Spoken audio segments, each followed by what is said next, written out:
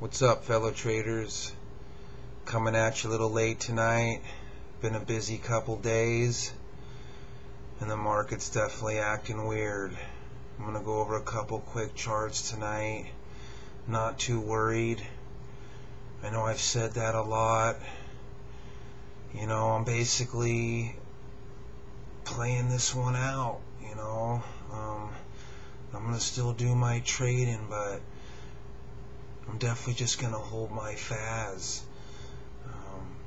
It's a hedge against my business, the economy. Is this BS gonna hold up? Been reading these crazy articles, deep in these magazines.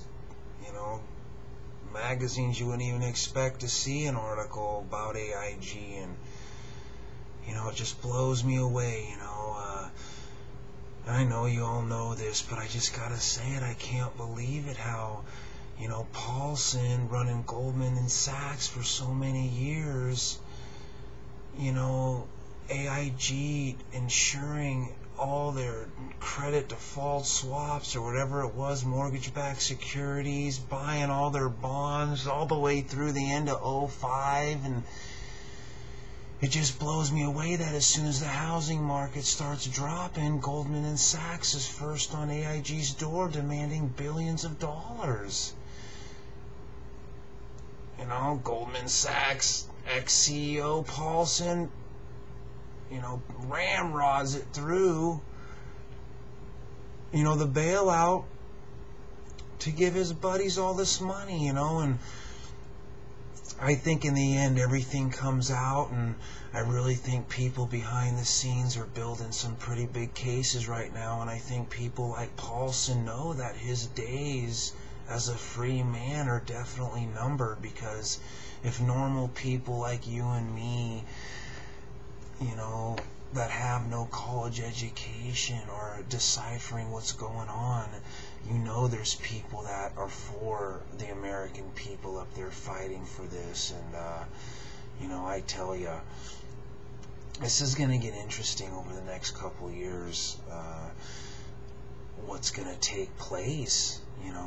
Like I've said before, we've ripped off the world, and it's amazing what they don't let out on TV, why they actually saved AIG, and it was because that was the only way to save Goldman Sachs.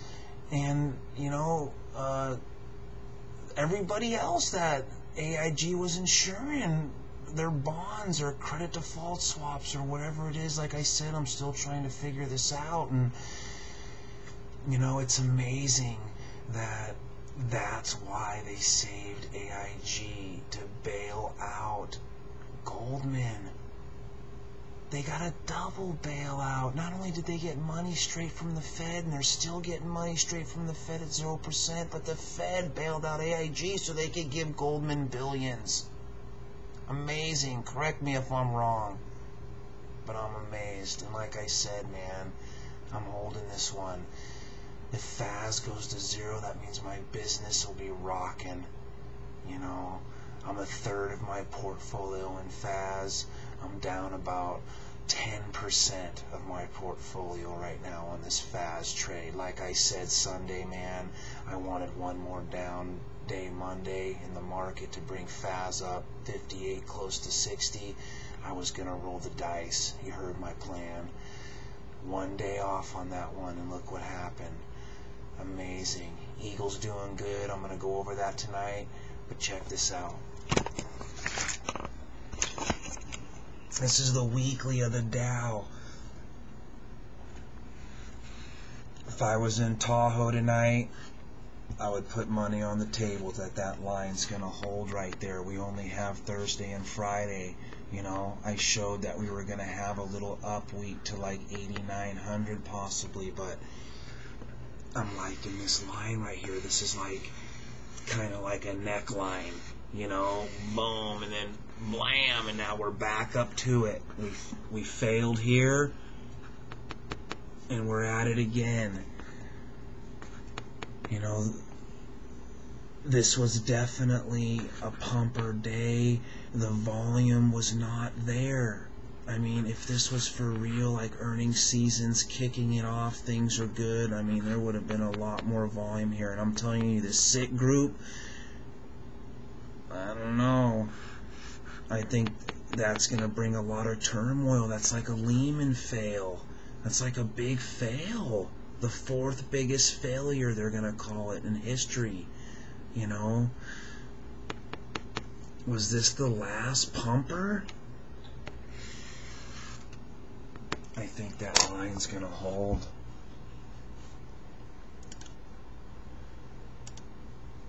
I don't bring up the NASDAQ too much, but the NASDAQ's right there already, you know?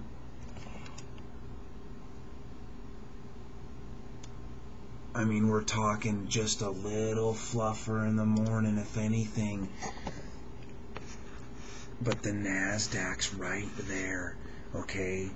We had our lower high and then lower low, and we're actually battling the first lower high right there, okay? There's no way the NAS is gonna break above this right here. Come on. This is amazing.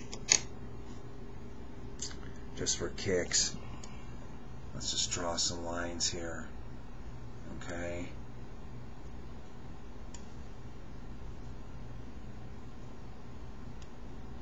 So the NAS kind of has a similar line like I just showed on the Dow. Look how we had some turmoil right here before the big gap down. See that? Let me see something here.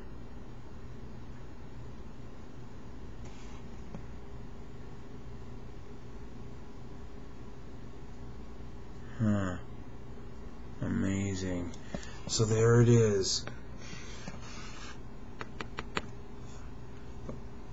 I don't know, man. Definitely a pumper today. Definitely calling for the reversal.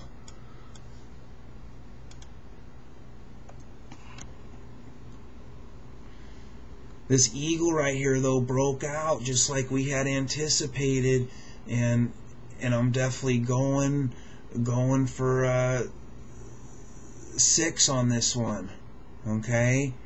And that's why, because we kind of got a double nut right there coming down off our downtrend peak and right here, and where it found support. You know, we're almost there. I mean, you know, damn near a nice 50% move from when we were talking picking up Eagle right here on that breakout. And I know the market had a lot to do with it, but look at Eagle's volume. You know, way outpaced the market. You could probably get a little more than 6, you know. I just hate being greedy because you know how that always turns out. Really appreciate the comments, man. We got a fellow trader out there just busting out some really good, solid information, and I appreciate it. I get everybody's messages on my phone during the day, and it keeps me in the loop and keep them coming. You know, good job if you picked up on the quadruple nut on Friday. I mean, it was a strong one. We knew that, and boy, if that broke, it would have been a fast slide down to 7,200. But you know, the quadruple nut, man, that was a tough one, and it definitely stood. Good luck.